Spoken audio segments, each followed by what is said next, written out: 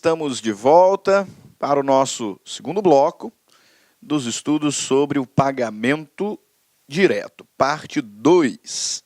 Na primeira parte, nós fizemos uma introdução ao estudo da extinção das obrigações, identificando as espécies, as formas de extinção previstas nesta parte do Código Civil, pagamento direto, as espécies de pagamento indireto, consignação, imputação, subrogação, dação e pagamento, e as formas de extinção sem pagamento, novação, falamos sobre a transação, sobre a compensação, sobre confusão, né, identificando aqui genericamente e introdutoriamente o estudo. E aí passamos efetivamente a falar sobre o pagamento direto, começando pela seção sobre quem deve pagar. Primeiro requisito subjetivo, quem deve pagar, ou quem pode pagar. Quem paga é o solvens. Pode pagar devedor, terceiro interessado, que se pagar subroga, terceiro não interessado, que se pagar não subroga, mas tem direito a reembolso, salvo se o devedor tinha meios de ir lidir a ação, né?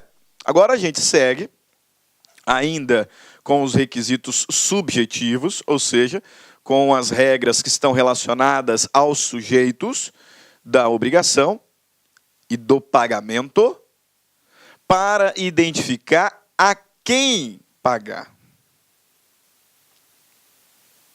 Quem paga nós já sabemos, é o solvens. Agora, a quem se paga? A quem se deve pagar? Professor, simples. Nós devemos pagar ao credor. Ponto final. É isso aí. Beleza. E se o credor for incapaz? E se o crédito está penhorado? E aí? A quem se paga? Nós devemos pagar ao accipiens. Ao accipiens. Quem paga é o solvens. Pode pagar o devedor, terceiro interessado ou terceiro não interessado.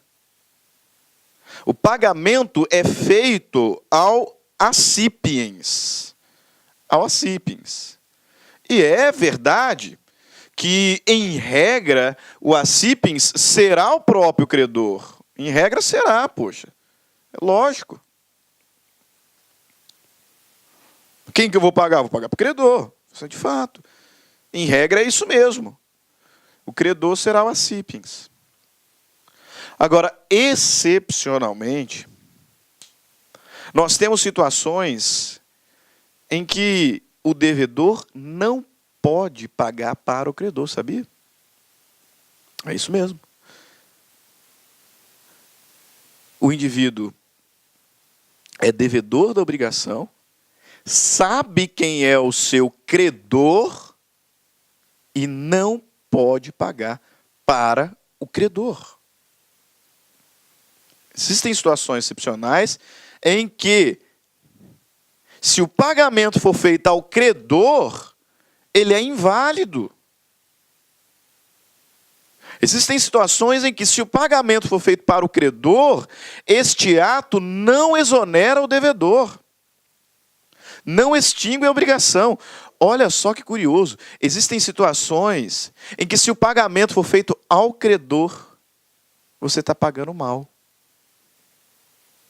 Já falamos daquele dito popular de que quem paga mal paga duas vezes, né? Pois é.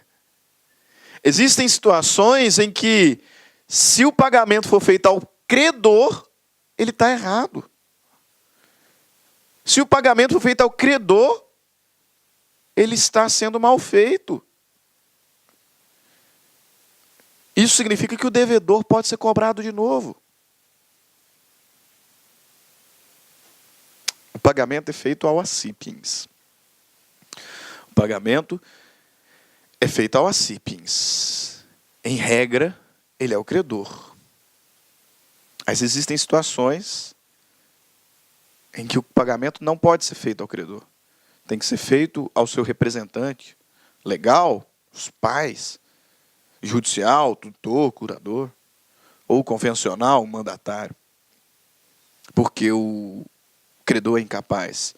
E existem situações que o pagamento tem que ser feito em juízo, porque o crédito já está penhorado. Ok? Então vamos para a lei. Vem para a lei comigo. Artigo 308 do Código Civil. Artigo 308 do Código Civil. O pagamento deve ser feito ao credor. Cuidado, não para aí, né? O pagamento deve ser feito ao credor. Ou a quem de direito o represente. Sob pena de só valer depois de por ele ratificado. Ou quando demonstrado que reverteu ao seu favor, seu proveito. Então veja lá, o pagamento deve ser feito ao credor ou a quem de direito represente, sob pena de só valer depois de por ele ratificado, ou tanto quanto reverter em seu proveito. Ok? Beleza, isso aqui é a regra. A gente tem que tomar cuidado com as exceções, né? Veja lá, 310. Não vale. Pagou mal, fera. Pagou errado.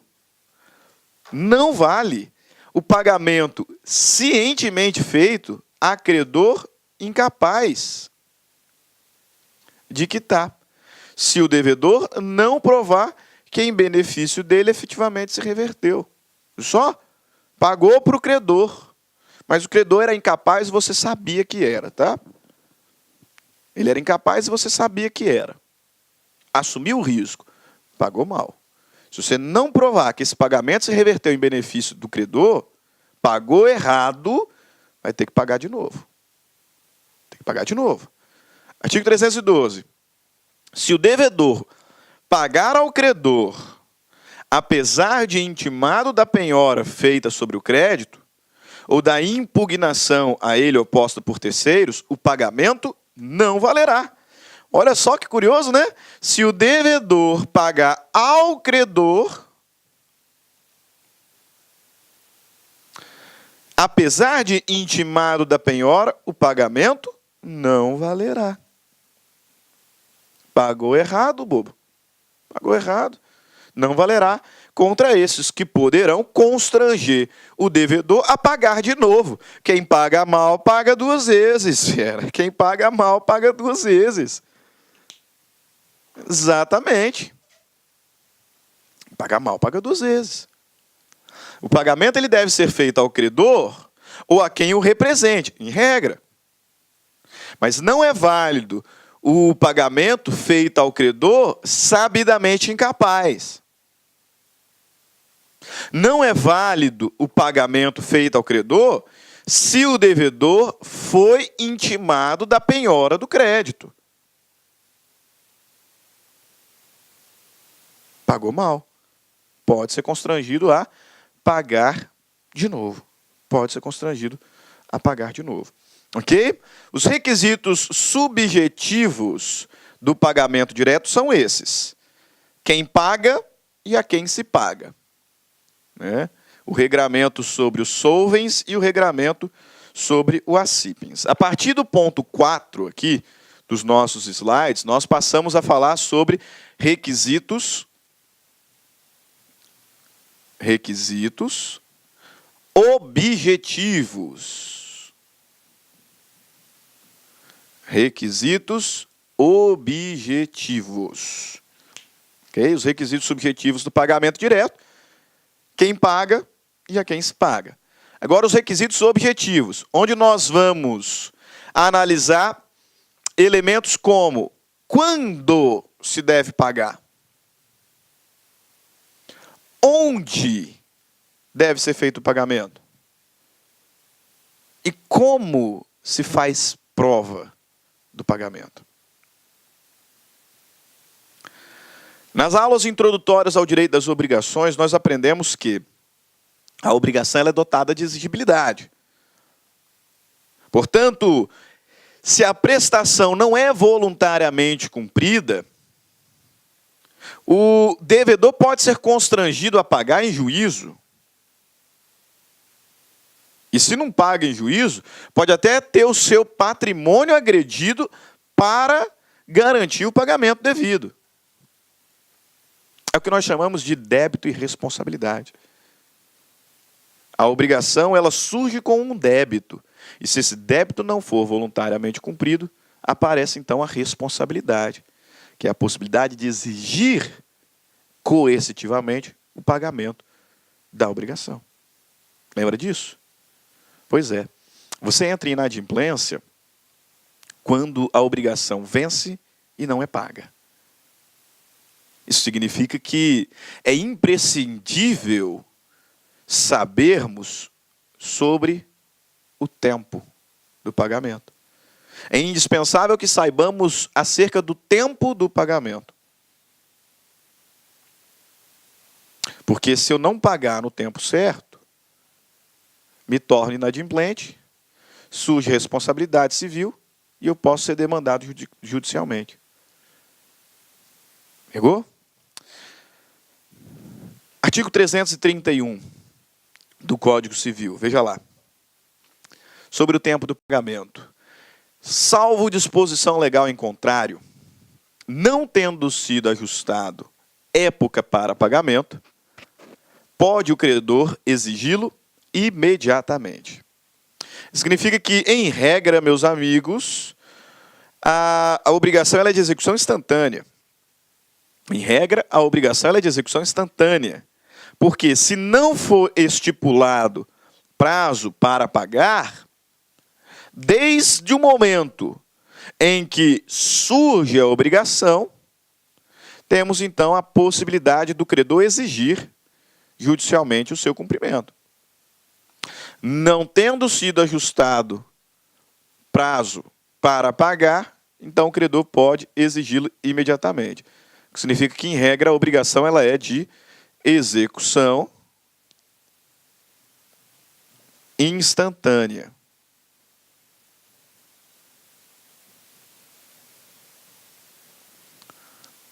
Ela é de execução instantânea.